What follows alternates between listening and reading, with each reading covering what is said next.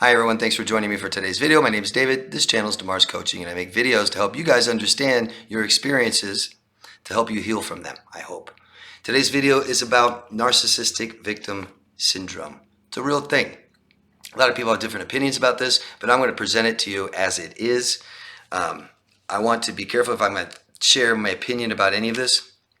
I want you to understand that adult relationships can mirror our child relationships, that no matter how tremendously horrible of an experience that you had in adulthood with a relationship with someone that's narcissistic, know that this isn't where it started. It started earlier than this. Just want to be clear on that. So, narcissistic victim syndrome, often what happens to us, what we may be diagnosed with, is what's called c-ptsd, complex post-traumatic stress disorder.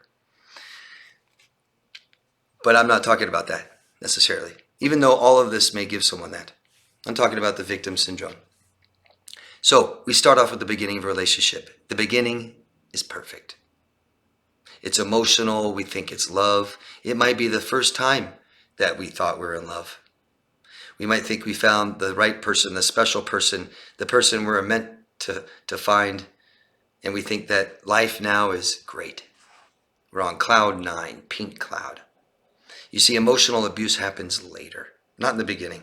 In the beginning, we have love bombing, where we're bombed with attention and adoration, love, and they might be mirroring us, being that person that they think we really want, we're hoping for.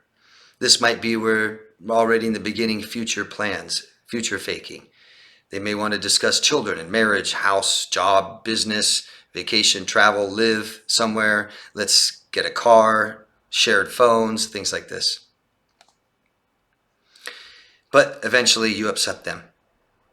And that beginning isn't so perfect anymore. That it was in the beginning. You upset them. These personality traits, toxic personality traits, tend to surface in time. They take some time to surface.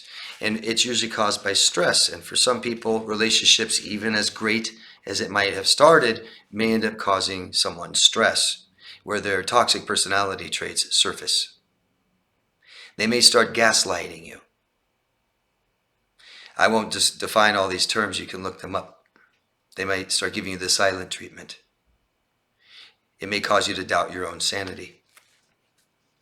You may begin to walk on eggshells in this relationship with someone. Always afraid of their reaction, what they might do, what they might say, they might leave you. So many conditions. We might be walking on eggshells because we're avoiding the trauma that may have already occurred. We're trying to avoid stress, fights, to upset them. Then the relationship ends. And when it does, we may not just lose this person or this relationship. We may lose our job.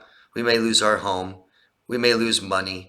We may lose our friends, our family, anybody we cared about. We might lose our pets and our belongings. Happened to you? Relationships ending usually doesn't require all of that loss. Then comes the smear campaign.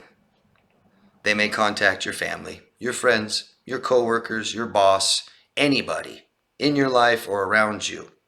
Anyone that will listen to them and give them attention and admiration, coming at you pretending to be concerned, but trying to make you look like a horrible, horrible person and control others around you. This may leave you feeling isolated. Isolated and vulnerable to take them back. Hoovering. They may hoover and come back to you.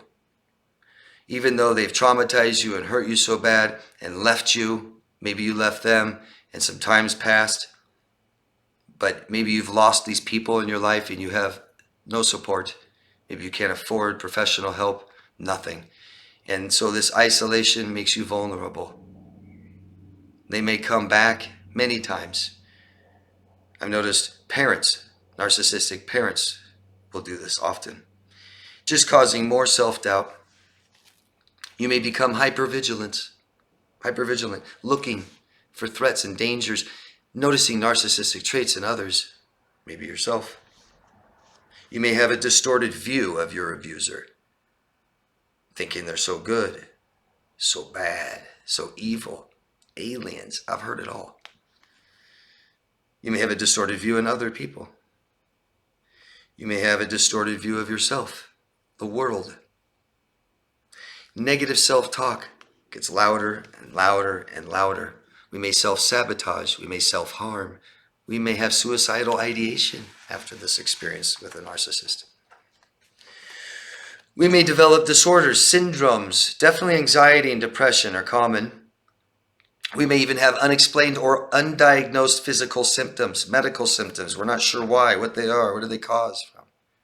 We may have headaches and stomach aches, cramps, fatigue. Everything that stress affects our body in every way. Stress lowers the immune system. You may be becoming sick often. You may get very sick. You may get disease. We now have poor boundaries.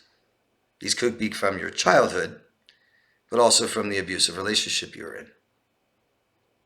We may take our abuser back over and over again. We may have a loss of identity, not sure who we are, compromising our values, neglecting our needs, denying what we want, sacrificing everything in our life, dreams, goals. We lose our self-respect, our self-esteem, and our self-worth. We may even dissociate, escaping, taking our nervous system offline because we can no longer handle things, small things that may trigger us, that remind us of our experience. We may have a series of ongoing bad relationships. This may occur over and over again. This is an opportunity, I hope, that you guys can see someday, if not yet, to discover yourself, to have confidence and strength. Everyone can heal from this, but what are you doing? What are you doing to heal? Don't isolate. People did this to you, and people can take you out of it. So I suggest all of you who's watching this video and can relate to this, have had these experiences, if you haven't already, seek a professional, a therapist, a life coach, mental health practitioner, okay? Y'all are worth it. Everyone can heal from this. But when we don't, we tend to repeat it, or we tend to isolate and have no life. That distorted view on others could be depression. We need to fix this, and we can. So I hope all of you do. I'd appreciate your feedback on this video. I'd appreciate any experiences that any of you feel like sharing. I really do. Thank you. Anybody who wants coaching, you can find me at daviddemars.com. And I hope all of you love yourself first. See you again later. Bye.